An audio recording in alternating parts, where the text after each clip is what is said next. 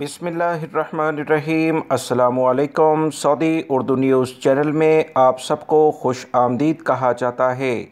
Saudi हुकूमत की जानिब से एक अहम जो इतलात आई कि सऊदी मजलिस शूरा में 6 साल के अकामे के बारे में पेशरफ्त जारी है। इसकी बुनियाद पर बहुत सारे गैर मुल्की भाई बहुत परेशान हो चुके हैं। इनकी जानिब से मुसलसल सवालात आ रहे हैं कि 6 साल बाद सऊदी अरब से इन्हें जाना होगा, तो ये तो बड़ी मुश्किलात गैर मुल्की अफराद के लिए इस नए कानून के लिहाज से हो जाएंगी। याद रखें दोस्तों, बिल्कुल ये बात आपकी दुरुस्त है, आपका कहना बिल्कुल हक बाजानिब है।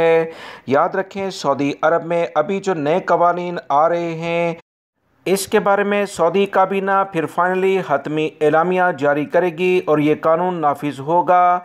इसमें एक मुस्बत पहलू भी है जिस पर हमें गौर करना चाहिए।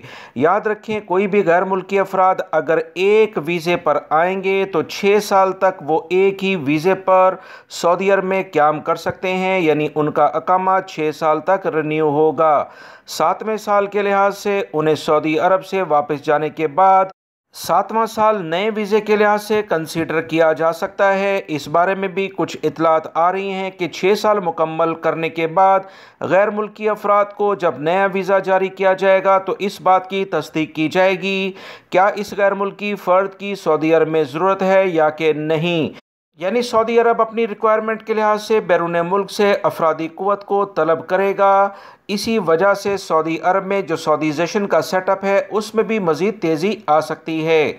याद रखें, गैर मुल्की अफराद 6 साल एक वीज़े पर सऊदी अरब में काम कर सकते हैं और उसके बाद 7वां साल वो नए वीज़े पर भी आ सकते हैं अगर उनकी कंपनी उनकी जो प्रैक्टिकल स्किल्स हैं, उनकी कारकर्दगी है, उससे मुतमईन है तो नए वीज़े पर उन्हें बुला सकती है।